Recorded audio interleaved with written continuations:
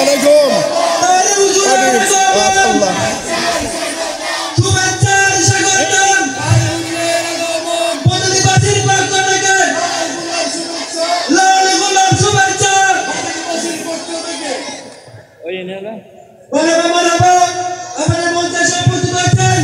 আজকের মাহফিলের বর্তমানে সুদূর বিভাগে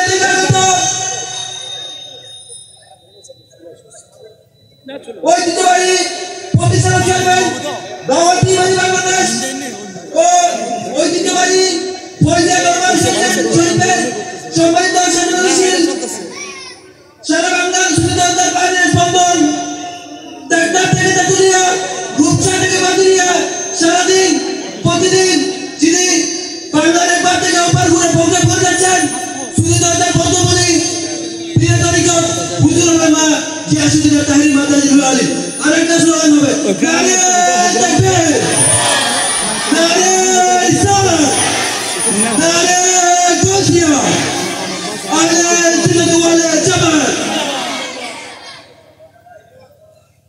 या टांडोई ने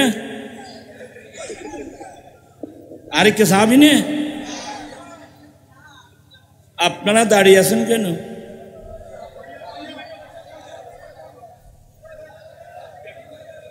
আমি আসলে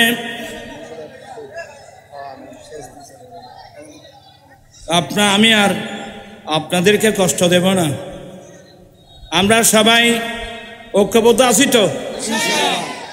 যে কোনো কর্মসূচি আছে আমরা ঝাঁপিয়ে পড়বো তো ইনশাআল্লাহ। এমনি ওয়াজ করে কোনো লাভ নাই। তো হাদিসটা আমি যে বের করেছিলাম আমার ভাইয়েরা, হযরত সাইয়েদনা আসলে প্রাণ জ্বলতেছে, আমার অনেক প্রাণ জ্বলতেছে। এই যে বাঘ হযরত সফিনা রাদিয়াল্লাহু তাআলা বাঘকে পরিচয় দিলেন, ইয়া আবাল হারিস আনা মাওলা রাসূলুল্লাহ, আমি নবীর একজন গোলাম। এই পরিচয় দেওয়ার সাথে সাথে ক্ষুধার্ত বাঘ লেজ নিচের দিকে করে বসবসাতান মায়া দেখায় দেখায় সফিনার সামনে এসে দাঁড়ালো, মাথা দিয়ে ইঙ্গিত দেন, এ সফিনা সামনের দিকে চলো। এতক্ষণ তোমার কোনো সঙ্গী ছিল না, তোমার পাশে কোনো অস্ত্র ছিল না। এখন আমি বাঘ, অনেক দিনের ক্ষুধার্ত বাঘ, এসেছিলাম তোমাকে খাবার জন্যে। নবীর গোলাম যখন পরিচয় দিয়েছ, এখন আমি বাঘের দায়িত্ব হলো তোমাকে নিরাপদে মুজাহিদ বাহিনীর তাঁবুর মধ্যে পৌঁছে দেওয়া। হাত্তা বালাগাল জায়শা, শেষ পর্যন্ত বাঘ হযরত সফিনা রাদিয়াল্লাহু তাআলা আনহুকে মুজাহিদ বাহিনীর তাঁবুর মধ্যে ঢুকাই দিয়ে বাঘ ওয়াপস পাহাড়ের দিকে চলে যায়। প্রাণ পিসাই ভাইরা, আমি আপনাদেরকে অনুরোধ জানাবো, আমরা সেই নবীর সৈনিক হতে চাই কি চাই না? নবীর গোলাম হতে চাই কি চাই না? আজকে বিশ্বের অধিকাংশ আমরা মুসলমান ঐক্য না থাকার কারণে, বিক্ষিপ্ত অবস্থায় থাকার কারণে, বিভিন্ন দলে বিভক্ত হয়ে থাকার কারণে এই সুযোগটা নিয়েছে জালেম ইসরাইল। কথা বলছেন কেন? জালেম ইসরাইলরা এই সুযোগটা নিয়েছে। আজকে 70 বছর ধরে এই জালেম ইসরাইল আমরা নিরীহ মুসলমানের উপর আক্রমণ করতেছে। বিগত 9 মাসে যে কাজ করলো জালেম ইসরাইল, আমি বলবো ইসরাইল, বিশেষ করে নেতানিয়াহু, কিন্তু অনেক ইসরায়েলিরা পর্যন্ত নেতানিয়াহুর এই জুলুমের বিরুদ্ধে অনেক লক্ষ লক্ষ ইসরায়েলি পর্যন্ত আন্দোলন করেছে। কথা বলছেন এখানে আপনারা? আমেরিকার এমন কোন ইউনিভার্সিটি ছিল না, সমস্ত ইউনিভার্সিটির হাজার হাজার লক্ষ লক্ষ ছাত্ররা কম নেমে এসেছে, আন্দোলনের মধ্যে এসেছে, আন্দোলনে নেমে এসেছে। জালেম নেতানিয়াহুর বিরুদ্ধে। নেতানিয়াহু নিজের গদি রক্ষার জন্য, অন্য কিছু না, শুধু নিজের গদি রক্ষার জন্যে এইভাবে মনকে মন্থনকে বোমা মেরে মেরে প্রায় 50,000-এর ঊর্ধ্বে নারী পুরুষকে শহীদ করে দিয়েছে। গাজা এলাকায় দেখা যায় একটা বিল্ডিং নেই। আমি বলবো নেতানিয়াহু সে এবং তার দল যারা, এরা মানুষের শত্রু না, এরা স্বয়ং মানবতার শত্রু। কথা বলছেন না কেন? সে মানবতার শত্রু, সে চতুষ্পদ জন্তুর চেয়ে আরো নিকৃষ্ট।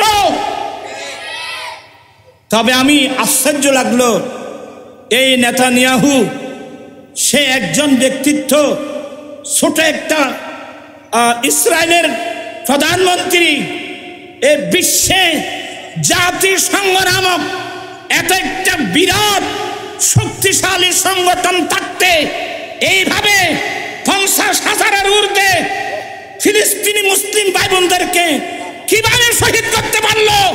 জাতিসংঘ জবাব দিতে হবে, ঠিক রে ভাইরা আমার।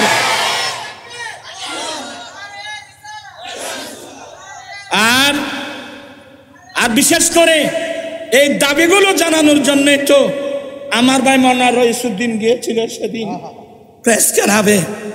তাকে কেন মারা হলো? তাকে কেন মারা হলো? শহীদ করা হলো? প্রশাসন জবাবদিহি করতে হবে। এমনকি যিনি আমাদের অন্তর্বর্তী সরকারের প্রধান,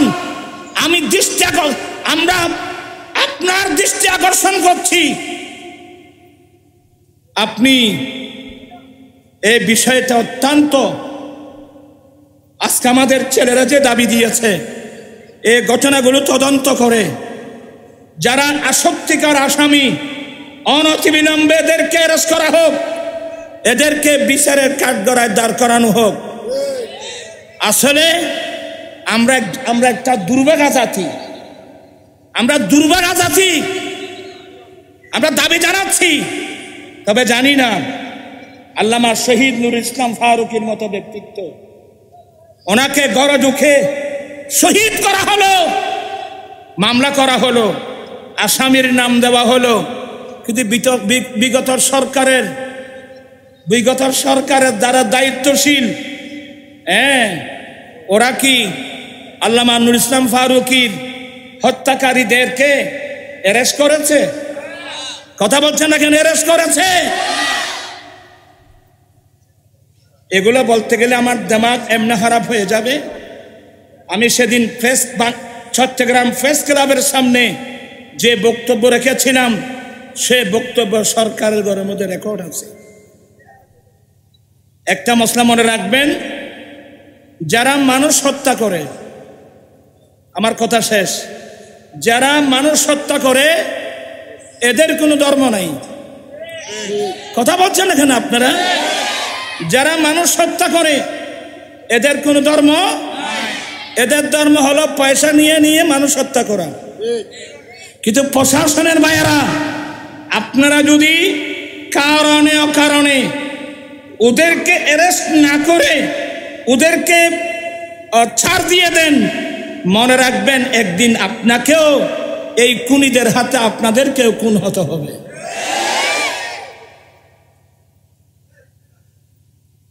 কোথায় বলে আমাদের এই প্রশাসন?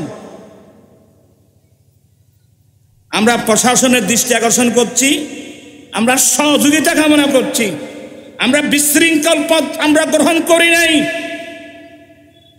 আমরা ধর্মঘটের মতো রাষ্ট্র বন্ধ করার আমরা কোনো পদক্ষেপ আমরা গ্রহণ করি নাই, আমরা সহযোগিতা করতে চাই।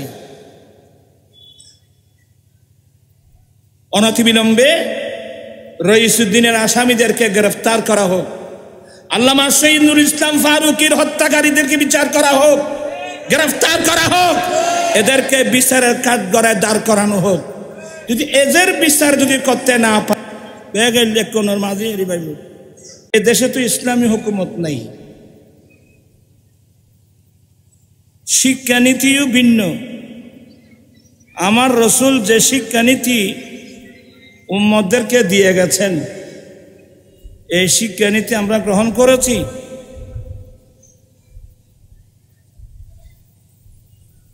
যাই হোক, আমি বললে আপনারা বিরক্ত হয়ে যাবেন। আমি এমনি একটু মেজাজি মানুষ, সবাই মহব্বতের লোক। ছেলে কথা বলছো কার?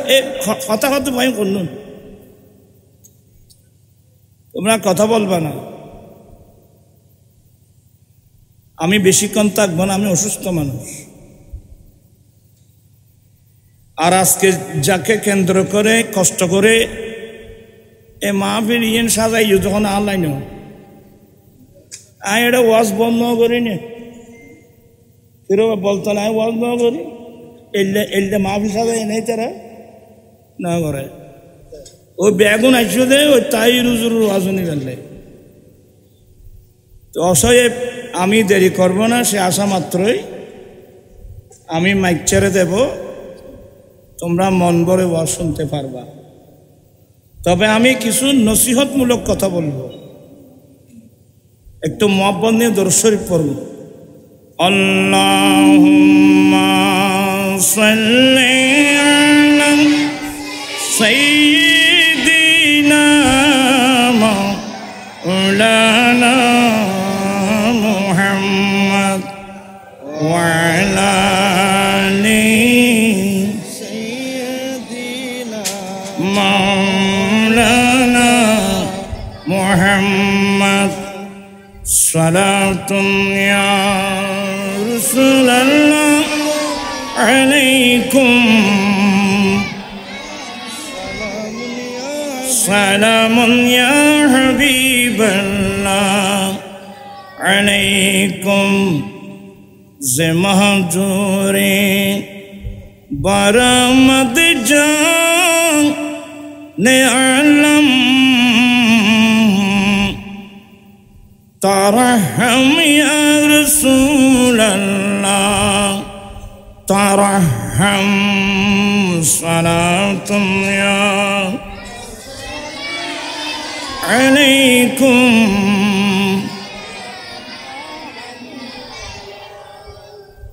أعوذ بالله من الشيطان الرجيم بسم الله الرحمن الرحيم وإذ أخذ الله ميثاق النبيين لما آتيتكم من كتاب وحكمة ثم جاءكم رسول مصدق لما معكم لتؤمنن به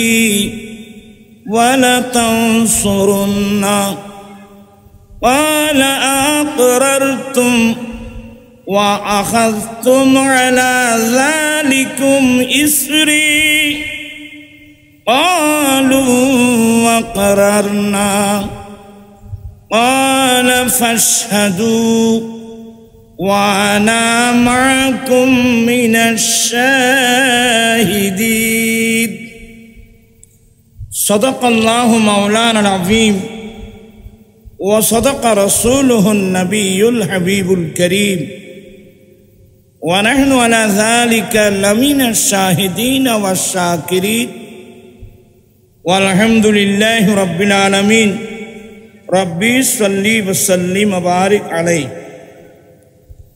উপস্থিত আলা হযরত মুজাদ্দিদ দ্বীন মিল্লাত ইমাম আহমদ রাজা ফাজলে বেরলভী রহমতুল্লাহ আলাইহি গাজী শের বাংলা রহমতুল্লাহ আলাইহি একতা সংঘ দক্ষিণ বৈলতলির ব্যবস্থাপনায় পবিত্র জশ্নে ঈদে মিলাদুন নবী সবাই বলুন সাল্লাল্লাহু আলাইহি ওয়াসাল্লাম ও তাজদার মদিনা সুন্নি কনফারেন্স 2025 এর সভাপতি জনাব মৌলানা হারুন রশিদ ভূঁইয়া সাহেব মুদ্দাজিল্লু, সাবেক উপদেষ্টা গৌসিয়া কমিটি বাংলাদেশ চন্দনেশ, উপস্থিত আজকে যাকে কেন্দ্র করে আজকের এই মাহফিল, প্রধান বক্তা, আসলে যার জন্যে, যাকে দেখার জন্যে, যার বক্তব্য শোনার জন্যে সবাই পাগল হয়ে থাকে, এবং যাকে কেন্দ্র করে আজকের মাহফিল, আজিজ গ্রামী পীর আল্লাহ মুফতি গিয়াসউদ্দিন আত-তাহেরি মুদ্দাজিল্লু, প্রতিষ্ঠাতা, চেয়ারম্যান দাওয়াত ইমানি বাংলাদেশ ও সজ্জাদা নসীন ফাইজিয়া দরবার শরীফ বিবাড়িয়ে মূল্যবান বক্তব্য রাখলেন উদীয়মান বক্তা আজিজ গ্রামী মৌলানা মোহাম্মদ নাজিমুদ্দিন নুরি সাহেব মুদ্দাজিল্লু, পরিচালক জালালিয়া হাকিমিয়া সুন্নিয়া মাদ্রাসা 2000।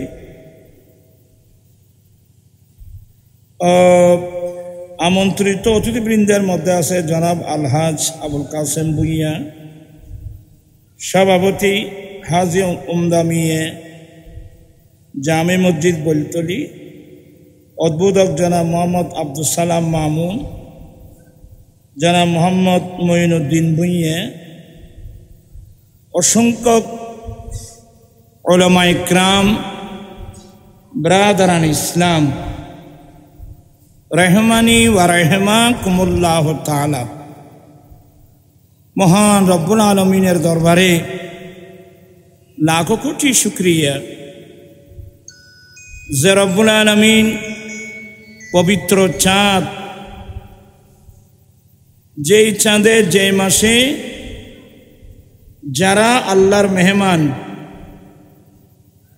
ওরা লব্বাইক আল্লাহুম্মা লব্বাইক লব্বাইক লা শারীকা লাকা লব্বাইক তলবিয়া পড়ে পড়ে মক্কায়ে মুআজ্জামার দিকে রওনা হচ্ছেন। রাসূল করিম সাল্লাল্লাহু আলাইহি ওয়াসাল্লামের প্রেমিক উম্মত, বুকবারা আল্লাহ এবং রসুলের প্রেম নিয়ে আসসালাতু ওয়াসসালামু আলাইকা সাইয়্যিদি ইয়া রাসূলুল্লাহ, সালাতু সালাম পড়ে পড়ে মদিনাতুল মুনাওয়ারা থেকে রওনা হয়েছেন। এমন একটা গুরুত্বপূর্ণ সময়ে আজকে আয়োজিত এই মাহফিলে, কোরআন সুন্নাহর এই মজলিসে যোগদান করে কোরআন সুন্নাহর আলোচনা শুনে নিজের ঈমান আকীদা মজবুত করার, আমলি জিন্দেগি দুরুস্ত করার তৌফিক দিয়েছেন। সে রব্বুল আলমিনের দরবারে লাখো কোটি শুকরিয়া আদায় করছি। সবাই উচ্চস্বরে বলুন আলহামদুলিল্লাহ। পাশাপাশি আল হযরতের নামে, গাজী শেরে বাংলা রহমতুল্লাহর নামে যাই স্মৃতি সংসদ, এই সংগঠনের প্রত্যেক সদস্য ভাইয়ের শুকরিয়া আদায় করছি। আসলে যারা অবশ্যই প্রশংসার দাবিদার, এই মাহফিল আয়োজন করতে তার তো অনেক কষ্ট হয়েছে, অনেক কষ্ট হয়েছে, অনেক বাধা বিঘ্নতার সম্মুখীন তারা হয়েছে। আসলে বাধা বিঘ্নতা না আসলে ওই কাজ সফল কাম হয় না। তো যাই হোক, আমি তাদের শুকরিয়া আদায় করছি। এলাকাবাসী যারা অন্তর খুলে ছেলেদের সাথে আপনারা অংশীদার হয়েছেন, আপনাদের শুকরিয়া আদায় করছি। অসংখ্য পর্দানসীন মা বোন যারা পর্দার আড়ালে বসে বসে উলামা ইকরামদের আলোচনা শুনছেন, আমি প্রত্যেকের শুকরিয়া আদায় করছি। রব্বুল আলামিন আমাদের আশা বসা সাহেবে দাওয়াতের ইন্তজামকে কবুল করুক। সবাই বলুন আমিন।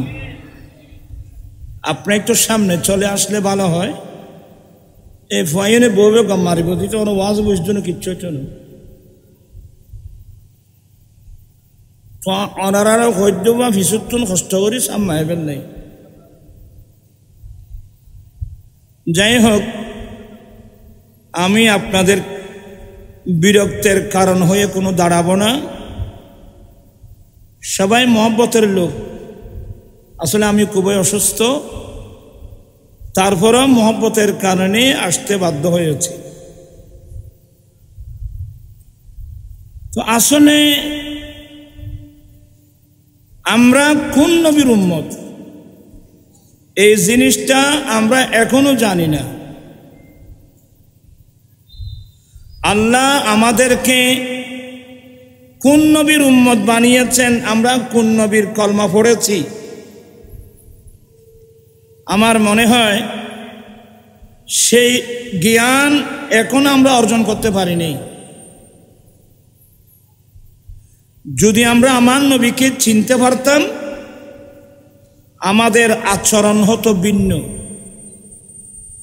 আমাদের দর্শন হতো ভিন্ন।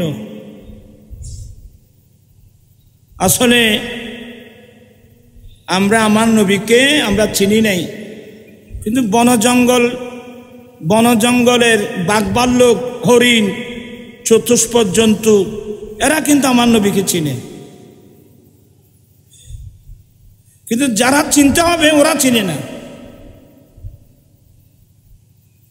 আমি অনেক জায়গায় বলেছি, ওরা আড়ু তুলি তুলি করলে বইও যায়। আয় মেজাজি মিকে মানুষ বাড়ি আমি মনে করবো এটা একটা আমি ক্লাস করতেছি, ধর্মীয় ক্লাস, এগুলো আনুষ্ঠানিকতা না। বন জঙ্গলার বাক হরিণে চিনিল দয়াল নবীকে। বন জঙ্গলার বাক হরিণে চিনিল দয়াল নবীকে। হর মানব হয়ে চিনিলি না রে, দুঃখ রইল মনেতে। আল্লাহুম্মা সাল্লি আলা সাইয়্যিদিনা নাবিয়িনা।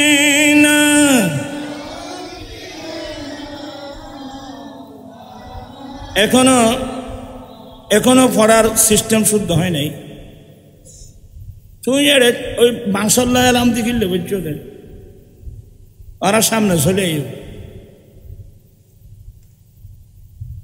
বন জঙ্গলার বাক হরিণে চিনিল দয়াল নবীকে। হর মানব হয়ে চিনিলি না রে, দুঃখ রইল মনেতে। আল্লাহুম্মা সাল্লি সাইয়্যিদিনা নাবিয়িনা।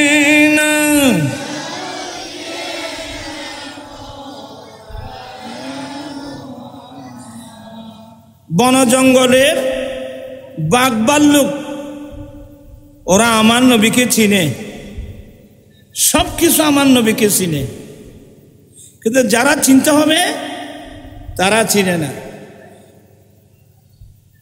আমি এখানে অনেকবার এই হাদিসগুলো বর্ণনা করেছি, একটু মনোযোগ সহকারে শুনেন। আমার নবীর একদল সাহাবা মুজাহিদিন, একদল মুজাহিদ, যারা সব সময় দিন প্রতিষ্ঠার জন্য প্রস্তুত থাকতেন। বর্তমানে মুসলমান তো দিন কোথায় ধর্ম কোথায় আমরা অনেকে জানিও না। আমার নবীর সাহাবা ইকরামের জীবনী পড়লে দেখবেন যে ওরা সবসময় জান এবং মাল দুটোটা সম্পদ নিয়ে প্রস্তুত থাকতেন। যখন জানের প্রয়োজন হয় জান দিয়ে দিতেন, যখন মালের প্রয়োজন ছিল মাল দিয়ে দিতেন। ওরা সবসময় প্রস্তুত থাকতেন। যাই হোক, সংক্ষেপ করছি। আমার নবীর একদল মুজাহিদিন, একদল মুজাহিদ ইটালির রাজধানী রোম শহর নাম শুনছেন? এছাড়া না মানুষ নিবে না মাথা তো বলতলির মানুষ লেখে গিয়েছে। ইটালির রাজধানী কি নাম বললাম? রোম শহর। কোরআন মাজিদ ফুরকানে হামিদের একটা সূরার নাম সূরাতুর রুম। ওই রোম শহরের নাম একটা সূরা। কোরআন শরীফের 21 পারার মধ্যে ওই সূরা রয়েছে।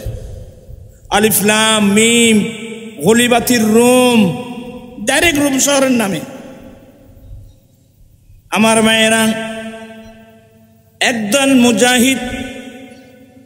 মুজাহিদিনদের একটা দল সুদূর মদিনাতুল মুনাওয়ারা থেকে চলে গিয়েছিলেন ইতালির রাজধানী রোম শহরে জিহাদ করে ইসলামের পতাকা উড্ডীন করার জন্যে।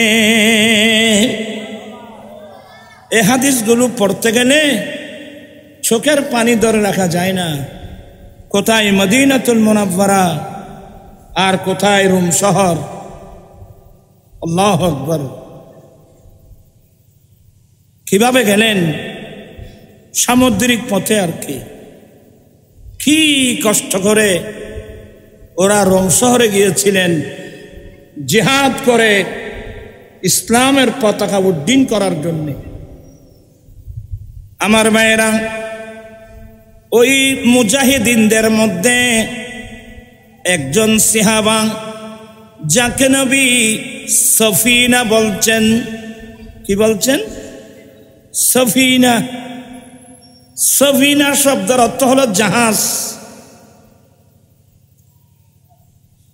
আমাদের দেশে সফিনাতুল আরব জাহাজ একটা ছিল না? ওয়ালাইকুম আসসালাম। সফিনা মানে জাহাজ। ওই মর্দে মুজাহিদ 7 উটের বোঝাই। কয় উট? 7টা উটের বোঝাই। একটা উট কতগুলো বোঝা বহন করে জানেন? যান, এগুলো ভিন্ন আলোচনা। আমার রাসূল ওনাকে বলছেন, তুমি আমার জাহাজ। নাম হয়ে গেছে সফিনা। আমার মায়েরা, হযরত সফিনা রাদিয়াল্লাহু তাআলা রোম সৈন্যদের সাথে যুদ্ধ করতে গিয়ে রোমী সৈন্যরা সফিনা রাদিয়াল্লাহু তাআলাকে বন্দী করে তাদের বন্দিশালায় নিয়ে যায়। আমার নবীর সাহাবা, তোমরা ছেলেরা খুব মনোযোগ সহকারে শোনো এগুলো। হযরত সফিনা রাদিয়াল্লাহু তাআলাকে রোমী সৈন্যরা অ্যারেস্ট করে নিয়ে যায়। রাত গভীর। কিভাবে আমার নবীর সাহাবা সফিনা রোমী সৈন্যদের বন্দিশালা থেকে বেরিয়ে এসেছে মুজাহিদ বাহিনীর সন্ধানে। গভীর রাত, উত্তর দক্ষিণ চিনে যাচ্ছে না, সঙ্গে কোনো অস্ত্র নাই। হায় হায় হায় হায়, সঙ্গে কোনো অস্ত্র নাই। গভীর রাত সফিনা রোম শহরের রাস্তা ধরে যাচ্ছিলেন, সঙ্গী কেউ নাই। যেতে যেতে যেতে যেতে সামনে যখন গেলেন দেখতেছেন পাহাড়ি অঞ্চল, এই দিকেও পাহাড় ওই দিকেও পাহাড়, দুই পাহাড়ের মধ্য দিয়ে, এটাকে গিরিপথ বলে না, দুই পাহাড়ের মধ্য দিয়ে গিরিপথ ধরে সফিনা যাচ্ছিলেন। যেতে যেতে একটু যখন গভীরে গেল, বিরাট এক বাঘ, অনেক দিনের ক্ষুধার্ত বাঘ হুঙ্কার ছেড়ে ওই পাহাড় থেকে লাফ দিয়ে হযরত সফিনার সামনে দাঁড়িয়ে যায়। আর সামনে বাবু গতি লিখে নে বুঝে মাটির নিশান এখানে যেন বেন বুঝে রি খন হইকে গিয়ে গই তার কোনো ফাত্তা না তাইব। সফিনার সামনে দাঁড়িয়ে গেল বিরাট এক বাঘ, ক্ষুধার্ত বাঘ। বলে, হ্যাঁ আমি অনেক দিনের ক্ষুধার্ত বাঘ, আজকে খাবার পেয়েছি, এই লোকটাকে খেয়ে আমার খিদা নিবারণ করব।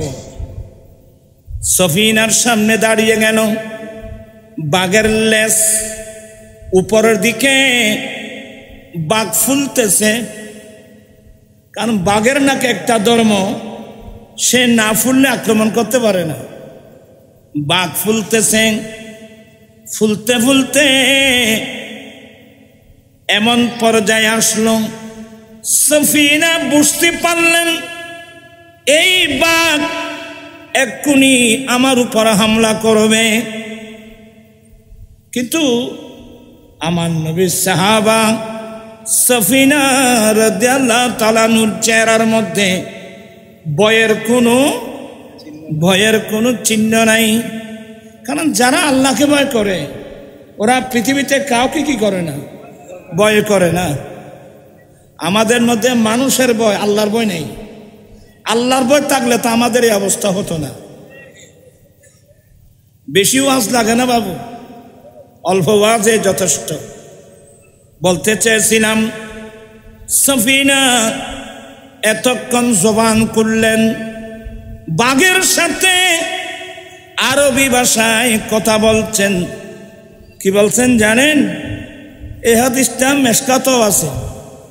ইয়া আবাল হারিস, ইয়া আবাল হারিস, আনা মাওলা রাসূলিল্লাহি সাল্লাল্লাহু আলাইহি ওয়াসাল্লাম।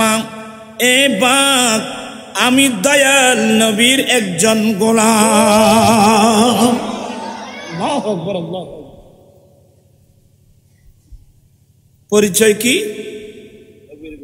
আমি নবীর গোলাম। ওখানে আমার নাম আব্দুর রহমান, আমার বাবার নাম আব্দুল খালেক, আমার বাড়ি মক্কায়। বাঘের সামনে এই পরিচয়পত্র কোনো কাজে আসবে না। এই বন জঙ্গলের পশু পাখি যেখানে যান, একটা পরিচয় পত্র কাজে আসবে। কি যে হবে আমার পরিচয় দুজাহানে, আমার পরিচয়। আয়া যে মরা মানুষ হদুনলে কেন বললাম কোন দুজাহানে, কি যে হবে আমার পরিচয় প্রিয় নবীর গোলাম ছাড়া অন্য কিছুই নয়। আরো জোরে, দুজাহানে কি যে হবে আমার পরিচয় প্রিয় নবীর গোলাম ছাড়া অন্য কিছুই নয়। দুজাহানে মানে দুনিয়ায়, কবরে, হাসরে, কিয়ামতের মাঠে আমার একটি পরিচয়, আমি দয়াল নবীর একজন গোলাম। আজকের মাহফিলের সবক অতীত কোথায় আমি তালাশ করে পাবো না। এখন থেকে মৃত্যুর আগ পর্যন্ত আমি সরকারের একজন গোলাম। আমরা নবীর গোলাম হতে চাই কি চাই না? দুই হাত উঠাই বলতে হবে, চাই কি চাই না? আল্লাহু আকবার, ইয়া রাসূলুল্লাহ।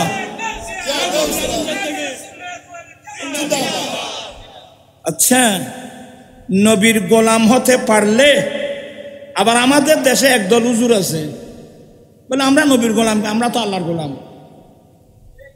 এ ধরনের মানুষ আমাদের দেশে আছে, অভাব নেই। উজুর আর কি, উজুর মানে বুঝেন, কিতাব কোনদিন তো চোখে নেওয়া দেখে উদ্যোগ রাবল আমরা নবীর কেন গোলাম? আচ্ছা, এই হাদিসটা কোথায় নেবেন? ইয়া আবাল হারিস আনা মাওলা রাসূলিল্লাহি সাল্লাল্লাহু আলাইহি সাল্লাম, এই বাপ আমি দয়াল নবীর একজন গোলাম।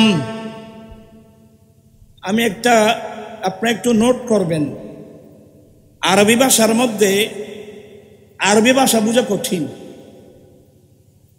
আরবি ভাষা গোলাম যে শব্দটা আছে, মাওলা, মাওলা আছে না, মাওলার এক মানে মালিক। যেমন আন্তা মাওলানা, আল্লাহ তুমি আমাদের মাওলা, আছে না? মাওলার এক অর্থ কি? তোমার আর কথা আমি মাতিন না জানো, আর এখানে অরাল দিও এতে মানসি ভূতি হচ্ছে যে অরাল দিয়ে নেতা একটু দূর সারবো আজকাল ইংগে গুজে ফল না জানো তো আর এলাকানে মারতেও বা মাওলা আসল মানে মালিক, আবার মালিকুর বিপরীত মালিক। মাওলা মানে মালিক, মাওলা মানে গোলাম, বিপরীত অর্থ না? যেমন বাই, বাই মানে ক্রয় বিক্রয়, সারা ক্রয় বিক্রয়, বিপরীত অর্থমুখী শব্দ। তো এখানে বাঘে হযরত সফিনা বলেন, এই বাঘ আমি দয়াল নবীর একজন মাওলা। এখানে মাওলা মানে আমি কোন অর্থ নেব? গোলাম। মালিক নিতে পারবো? ইমান হারা হয়ে যাবে। অবশ্যই নিতে হবে আমি দয়াল নবীর একজন কি গোলাম। স্কুলের ছাত্র, কলেজের ছাত্র, ইউনিভার্সিটির ছাত্র, আপনাদেরকে যে হুজুররা ভুল তথ্য দিয়েছে আমরা নবীর গোলাম কেন, এখন এই হাদিসের অর্থ আমি কি করবো বলেন? বাঘ নবীর গোলাম পরিচয়, সফিনা নবীর গোলাম পরিচয় দিয়েছেন। আমরা নবীর গোলাম হতে চাই কি চাই না? আসলে আরেকটা সমস্যা কি জানেন, গোলাম শব্দটা আর দেশত গোলাম মানে দাস বুঝি হয়েছে না মাথে। আমাদের দেশে গোলাম মানে কি দাস। এই আই যে দূর আর বাস হয়ে দূরেরই, ছোট বাচ্চাদেরকে গোলাম বলে হয়েছে না মাথে। ছোট ছোট বাচ্চাদেরকেও কি বলে? গোলাম। গোলামের বহু বচন গেলমান, ছোট বাচ্চাদেরকে গোলাম বলে। আমি এই শব্দের অর্থ নিয়ে যদি কথা বলি দেরি হয়ে যাবে, আপনারা বিরক্ত হয়ে যাবেন। এখানে গোলাম মানে মালিকের বিপরীত গোলাম। হযরত সফিনা বলেন, এই বাপ আমি দয়াল নবীর একজন গোলাম। প্রাণ পিছাই বাইরা মনোযোগ আছে নাকি? দেখেন হযরত সফিনা নবীর গোলাম পরিচয় দেওয়ার সাথে সাথে বাঘের কি অবস্থা হলো। কত নেস্তে ফান খা খাই দীপসরত, তোরা দীপসরতির কথা একবার। আচ্ছা খালা এর আমি মাজাজ বিজ্ঞা মানুষ কি হইতাম সাল ভরে যায় কি ভাই। যখন হযরত সফিনা নবীর গোলাম পরিচয় দিলেন, নবীর প্রতি শ্রদ্ধা কাকে বলে? নবীর প্রেম কাকে বলে? নবীর প্রতি শ্রদ্ধা কাকে বলে? এই চতুষ্পদ জন্তু থেকে শিকার দরকার আছে। যখন এই বললেন, হে বাঘ আমি দয়াল নবীর একজন গোলাম, এই শব্দ বলা মাত্রই ওই বাঘ এতক্ষণ সামনে ছিল, লেজ উপরের দিকে ছিল, আক্রমণ করবে। সফিনা বলেন, আমি যখন এই নবীর গোলাম পরিচয় দিলাম, নবীর প্রতি এমন আদব রাখলো, ওই বাঘ মুহূর্তের মধ্যে লেজটা উপরের দিক থেকে নিচু করে ফেলল, উপরের দিক থেকে লেজটা নিচু করে বাসবাসাতান। আমাদের দেশে অনেক ফালক কুকুর আছে না, মানুষের মরা মানুষ, তো কোনো সময় মালিক যদি ওই কুকুরকে মারতে চায় তখন কুকুর লেজ নাড়ে, এভাবে লেজ নাড়ে, মায়া দেখায়। ওই সিনেমা দেখা মায়া দেখায় না। আমার ভাইয়েরা, হযরত সফি তোরা কিরক তোরা এই গরমের তাবি দিনে আর কেন লাইন করতেন দেখো না, এন অসুখকে মানুষ নি আয় মেজাজিমিককে মানুষ বাদ নিজাম মারি বই শুনিলি আয় কিছু করতে ওরা বই থাকো, বইয়ের শুনো কিছু শুনো, কষ্ট করি মা ফেলে এজন যাবা খাজর লাগাও না। বলতে চাচ্ছিলাম ওই সফিন, এবার আমি যখন এই নবীর গোলাম পরিচয় দিলাম, মুহূর্তের মধ্যে বাঘ লেজটা নিচু করে ফেলল, বাসবাসাতান, এভাবে লেজ নেড়ে নেড়ে মায়া দেখায় আমার সামনের রাস্তা ছেড়ে আমার পাশে এসে আমার বন্ধুর মতো দাঁড়িয়ে যা।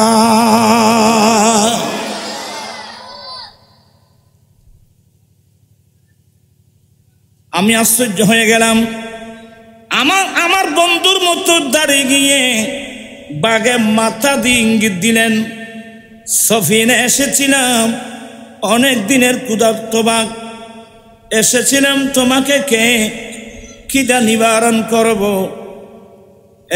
তুমি যখন নবীর গোলাম পরিচয় দিয়েছ, এখন আমি বাঘেরই মানি নৈতিক দায়িত্ব তোমাকে নিরাপদে, তোমার বন্ধু সেজে তোমাকে নিরাপদে মুজাহিদ বাহিনীর তাঁবুর মধ্যে পৌঁছে দেওয়া।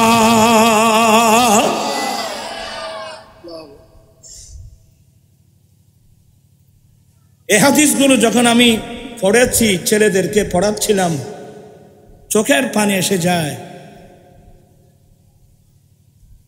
একটা চতুষ্পদ জন্তুর অন্তরে আমার নবীর প্রতি কত বড় শ্রদ্ধা ছিল।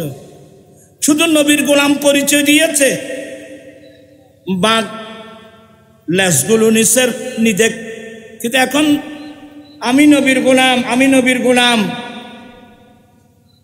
এই যে আমাদের একজন আলেম মাওলানা রইসুদ্দিন, কথা বলছেন এখানে আছেন না, মাওলানা রইসুদ্দিন, এদিন যাকে শহীদ করে দেওয়া হলো, কারা করলো? বাঘে বলল বন জঙ্গলের কোন পশু?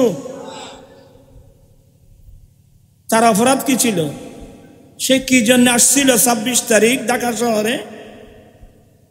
সে আসছিল ফিলিস্তিনের মজলুম মুসলমানের প্রতি সংহতি প্রকাশ করা, জালেম ইসরায়েলের বিরুদ্ধে প্রতিবাদ করা, এই জন্য তো আসছিল।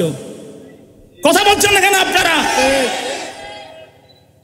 আচ্ছা, এটা কি একটা রাজনৈতিক ইস্যু ছিল? না। বাংলাদেশে যতগুলো মানুষ আছে, যেই দল হোক, কওমি লাইনের হোক, জামাত লাইনের হোক, আমরা আহলে সুন্নাত ওয়াল জামাতের আছি, যে লাইনের হোক, বাংলাদেশের সমস্ত মানুষ একটা ইস্যুতে একমত, সবাই ফিলিস্তিনের পক্ষে, জালেম ইসরায়েলের বিরুদ্ধে। কথা বলছেন না কেন? তাহলে তো এটা এমন একটা বিষয়, এটা তো কোনো রাজনৈতিক ইস্যু না, এটা তো রাজনৈতিক বিষয় না। সে আমাদের মতো জালেম ইসরায়েলের বিরুদ্ধে ঘৃণা প্রকাশ করার জন্যে, জাতিসংঘের কাছে দাবি জানানোর জন্যে আমাদের সঙ্গে 26 তারিখ জাতীয় প্রেস ক্লাবের সামনে এসেছিল। কিন্তু তাকে যাওয়ার সময় তাকে কে মারল? কোন হিন্দু, কোন বৌদ্ধ, কোন খ্রিস্টান? কারা মারল? আমি নবীর নবীর একজন গোলাম। এই পরিচয় দেওয়ার সাথে সাথে হিংস্র জন্তু বাঘ পর্যন্ত লেস মেরে কি আদর্শ বিশ্ববাসীকে শিক্ষা দিয়েছেন। আমি দয়াল নবীর একজন গোলাম। আসলে নবীর হাদিস মনে পড়ে, কিতাবুল ফেতান বুখারী শরীফ থেকে আরম্ভ করে যতগুলো হাদিসের কিতাব আছে যেখানে কিতাবুল ফেতান আছে, আমার নবী বলেন এমন সময় আসতেছে, এমন যুগ সময় আসতেছে, মানুষের স্বভাব কেমন হবে, কালামুহুম কাকালামিল আম্বিয়া, তাদের ভাষা হবে নবীদের মতো। আমার রাসূল সবকিছু বলে দিয়েছেন। তাদের ভাষা হবে, তাদের ভাষা হবে বেশি সুন্দর। কেমন আছেন? ভালো আছেন? অনেক সুন্দর। আমার নবী বলেন কালামুহুম কাকালামিল আম্বিয়া, তাদের ভাষা হবে নবীদের মতো সুন্দর। কুলুবুহুম কাকুলুবিজ জিয়াব, তাদের অন্তর হবে বাঘের মতো ফাসান। তাদের ভাষা হবে নবীদের মতো, অন্তর হবে কিন্তু বাঘের মতো। ওয়া ফি'লুহুম কাফিলিল ফারায়না, তাদের কাজ কারবার হবে ফেরাউনের মতো। এমন সময় আসতেছে মানুষের ভাষা হবে নবীদের মতো, অন্তর হবে বাঘার মতো, আভ্যন্তরীণ কাজ কারব হবে ফেরাউনের মতো। আমার মনে হয় সেই সময় এখন চলে এসেছে। আর বাঘের মতো এই সপ্তাহে গিয়ে আমি বেঁচে গেলাম। বাঘ অন্তর হবে বাঘের মতো ফাসান, কিন্তু আমার ভাইয়েরা অনেক বাঘকে বিশ্বাস করে দেখলাম, অনেক বাঘের অন্তর যত বড় ফাসান হোক, মুস্তাফার গোলাম পরিচয় দেওয়ার সাথে সাথে সেই অন্তরের মধ্যে নবীর প্রেমার ঢেউ মারতে। সুবহানাল্লাহ, আল্লাহু আকবার।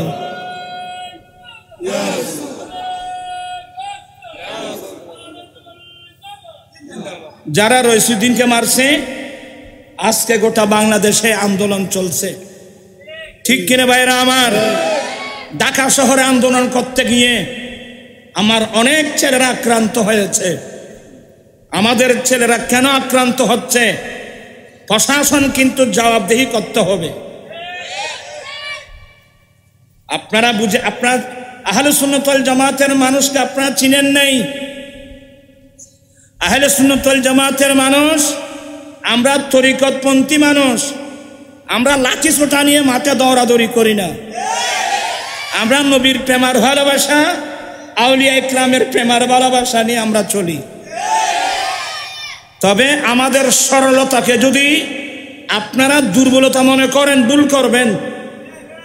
আচ্ছা, গত 26 তারিখে এই প্রেস ক্লাব চত্বরে এতগুলো বাধা বিঘ্নতা দেওয়ার পরেও সরওয়ার্দী উদ্যানে দেওয়ার কথা ক্যান্সেল, এরপরে দেওয়া হলো গোলাপবাগে, এটাও ক্যান্সেল, এটাও ক্যান্সেল, এটাও ক্যান্সেল। পত্রিকায় ফেসবুকে আসতেছে 26 তারিখের সমাবেশ স্থগিত করা হলো, ছেলেরা হতাশ। আমি লাইভে এসে বলছি যে আমরা ঢাকা যাব। কথা বলছেন এখন আমরা কোথায় যাব? জানতে পারলাম দেওয়া হলো প্রেস ক্লাব চত্বরে।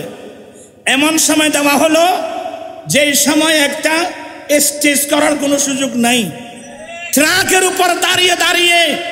এরপরেও বাংলাদেশের প্রত্যন্ত অঞ্চল থেকে প্রত্যেকটা দরবারের প্রতিনিধি এমন ভাবে ঢাকা শহরে ছুটছে, বিশ্ববাসীকে দেখাই দিয়েছেন সুন্নি জামাত একবার যদি জাগ্রত হয়, গোটা দেশ সুন্নিদের হাতে, গোটা দেশ সুন্নিদের হাতে।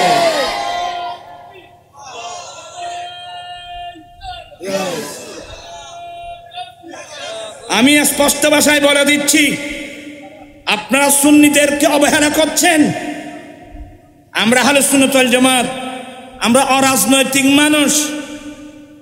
তবে অরাজনৈতিক বলে আমাদেরকে অবহেলা করলে হবে না। আগামী নির্বাচনে এখন সুন্নি জনতা ঐক্যবদ্ধ। কথা বলছেন না কেন? সুন্নি জনতা এখন সুন্নি জনতা ঐক্যবদ্ধ। আগামীতে আমরা যে নির্বাচনে যান না কেন সুন্নিদের দরওয়াজায় আসতে হবে, কিন্তু সবাইকে সুন্নিদের দরওয়াজায় আসতে হবে। আমরা মারপিট করি না, আমরা গাড়ি ভাঙচুর করি না, আমাদের তালিম এগুলো নাই। তাই বলে আমাদেরকে এত সহজ সরল মনে করিয়েন না। আজকে আমাদের ছেলেরা রইসুদ্দিনের হত্যার বিচার দাবিতে যারা আন্দোলনে গেল, ওখানে কয়েকজন মারাত্মক আক্রান্ত হলো। আমাদের ছেলেরা কেন আক্রান্ত হচ্ছে? প্রশাসন কিন্তু জবাবদিহি করতে হবে। আমরা অত্যন্ত ধৈর্যশীল, কিন্তু ধৈর্যের ভাঁজ যদি ভেঙে যায়, এই সুন্নি জনতাকে সামলানো কারো পক্ষে কি হবে না, সম্ভব হবে না। আমরা বিশৃঙ্খলা চাই না, এগুলো আমাদের অভ্যাস নেই, এগুলো আমাদের তালিম নেই। আমরা নবীর প্রেমিক, আমরা অলিভক্ত মানুষ। অতএব সুন্নি জনতাকে অবহেলা করার কোনো সুযোগ নেই। আজকে গোটা ঢাকা শহরে অনেক ব্যারিকেড তো দেওয়া হলো, পুলিশরা অনেক ব্যারিকেড দিয়েছেন, কিন্তু সুন্নি জনতার দেবের সামনে পুলিশের ব্যারিকেড সব চলে গেছে। আমরা সবাই ঐক্যবদ্ধ থাকতে চাই কি চাই না? দুই হাত উঠে বলতো, দুই হাত। আমরা সবাই ঐক্যবদ্ধ থাকতে চাই তো? আমরা কারো ক্ষতি করি না, আমরা রাষ্ট্রীয় সম্পদ নষ্ট করি না, এটা আমাদের তালিমের মধ্যে এগুলো নাই। আমি সবাইকে বলবো, অন্য লাইনের যত ভাইয়েরা আছেন আপনারা মারাত্মক ভুল করবেন। সুন্নিদেরকে নিয়ে ঠাট্টা মস্কারি এগুলো করবেন না। আমরা আদর্শের সৈনিক, তবে আমরা সবাই যখন ঐক্যবদ্ধ হয়ে যাব তখন তো গোটা বাংলাদেশ কার হাতে? কথা বলছেন না, কার হাতে? এটা শাহে জালালের বাংলাদেশ, এটা শাহ ফরহানের বাংলাদেশ, এটা গৌসুল আজমের জন্যের বাংলাদেশ, এটা গাজী শের বাংলার বাংলাদেশ, আউলিয়া ইকরামের বাংলাদেশ, অসংখ্য আউলিয়া ইকরামের বাংলাদেশ। ফোয়ারা কিসদের এ ফোয়াগুন নয় বড় দুঃখ আছে বাজে ওই যা তোরা কে যাগো, যা তোরাই কে যাগো নি, আই কে যাইগি। আল্লাহুম্মা সাল্লি সাইয়্যিদিনা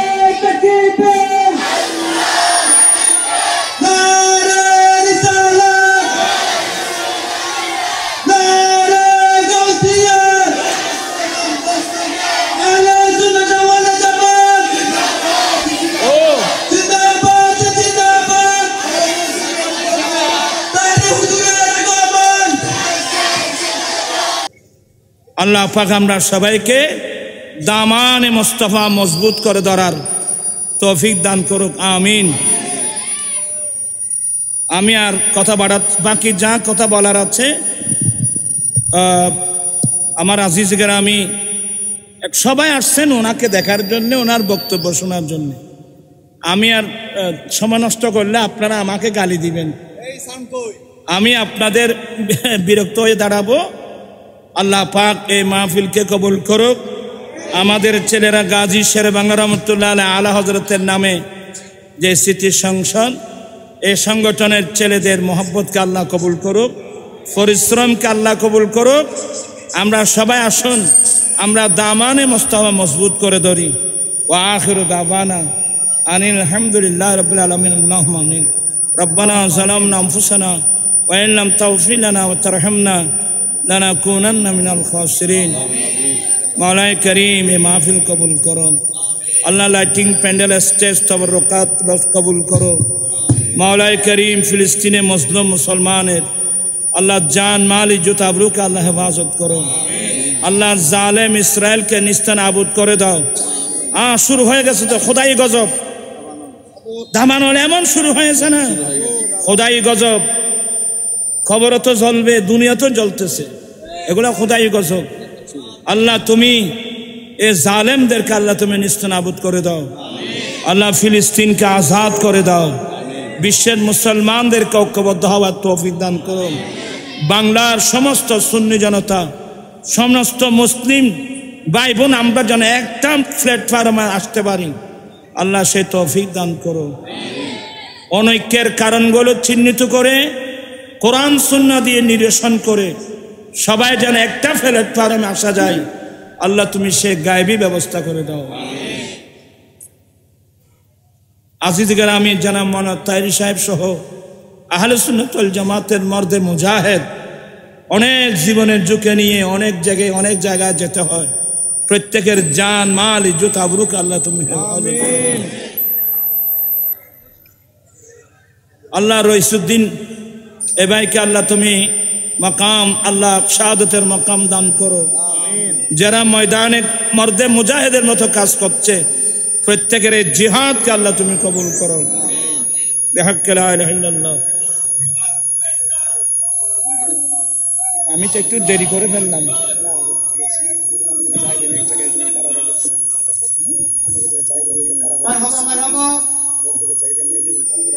না ঠিক আছে। ঐতিহ্যবাহী দ্বীপ শরীফ থেকে একটা বিশেষ সহকারে আমাদের মাঝে